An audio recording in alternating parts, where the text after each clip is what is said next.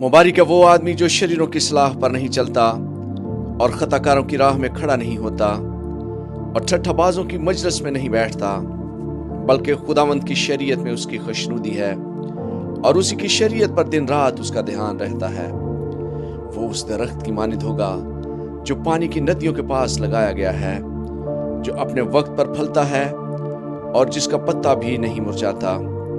सो जो कुछ वो करे बार होगा। शरीर ऐसे नहीं, बल्कि वो बहुत से की मानिद है, जैसे हवा उड़ा ले जाती है। इसलिए शरीर अदालत में कायम ना रहेंगे, ना खताकार सादकों की जमायत में, क्योंकि खुदावंद सादकों की राह जानता है, पर शरीरों की राह नाबूद हो जाएगी।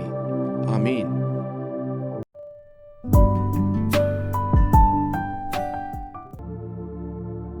कौमें किस लिए तैश में हैं और लोग क्यों बातल ख्याल बांधते हैं। खुदावंद उसके मसीह के खिलाफ जमीन के बादशाह सफराई करके और हाकम आपस में मशवरा करके कहते हैं, आओ हम उनके बंधन तोड़ डालें और उनकी रस्सियां अपने ऊपर से उतार फेंकें। वो जो आसमान पर तख्त नशीन है हंसेगा, खुदावंद उनका मजाक उड़ाएगा। तब वो अपने गज़ब में उनसे कलाम करेगा और अपने कहरे शदीद में उनको परेशान कर देगा। मैं तो अपने बादशाह को अपने कोहे मक़दस से खून पर बैठा चुका हूँ। मैं उस फरमान को बयान करूंगा। खुदावंद ने मुझसे कहा, तू मेरा बेटा है, आज तू मुझसे पैदा हुआ है। मुझसे मांग और मैं कौमों को तेरी मिरास के लिए और जमीन के इंतहाई हिस्से तेरी मलकियत के लिए तुझे बख्शूंगा। तू उनको लोहे के आसा से तोड़ेगा, कुम्हार के बर्तन की तरह तू उनको चकनाचूर कर डालेगा। बस अब आए बादशाह हो, दानिशमंद बनो। आए जमीन के अदालत करने वालों तरबियत पाओ। डरते हुए खुदावंद की इबादत करो, कांपते हुए खुशी मनाओ। बेटे को चूमो, ऐसा ना हो कि वो कहर में आए और तुम रास्ता में हलाक हो जाओ, क्योंकि उसका गजब जल्द भड़कने को है। मुबारक है वो सब जिनका तवक्कल खुदावंद पर है। आमीन।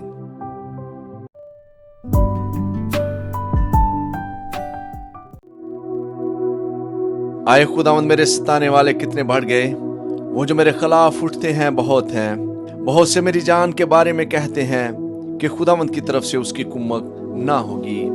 लेकिन तू आए खुदावंद हर तरफ मेरी सिपर है, मेरा फखर और मेरा सरफराज करने वाला। मैं बुलंद आवाज से खुदावंद के हजूर फरियाद करता हूँ और वो अपने कोहे मक़दस पर से मुझे जवाब देता है। मैं लेट कर सो गया, मैं जाग उठा, क्योंकि खुदावंद मुझे संभालता है।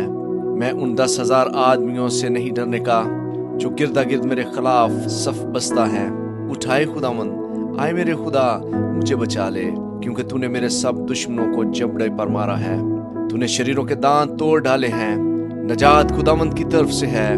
तेरे लोगों पर तेरी बरकत हो। आमीन।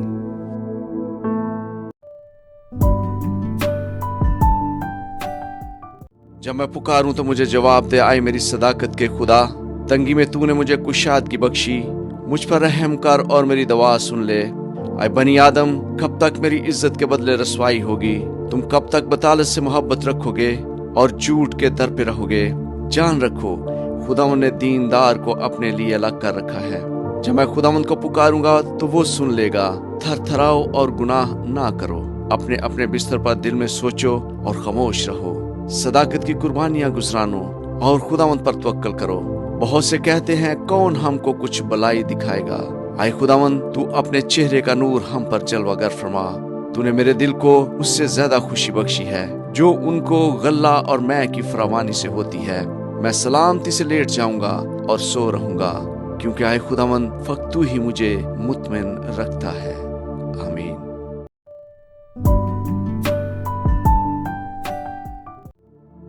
आए खुदावंद, मेरी बातों पर कान लगा, मेरी आहों पर तवज्जो कर। आए मेरे बादशाह, आए मेरे खुदा, मेरी फरियाद की आवाज की तरफ मतवज्जो हो, क्योंकि मैं तुझ ही से दुआ करता हूँ। आए खुदावंद, तू सुबह ही को मेरी आवाज सुनेगा। मैं सवेरे ही तुझसे दुआ करके इंतजार करूंगा, क्योंकि तू ऐसा खुदा नहीं जो शरारत से खुश हो। बदी तेरे साथ नहीं रह सकती, घमंडी तेरे हजूर खड़े ना होंगे।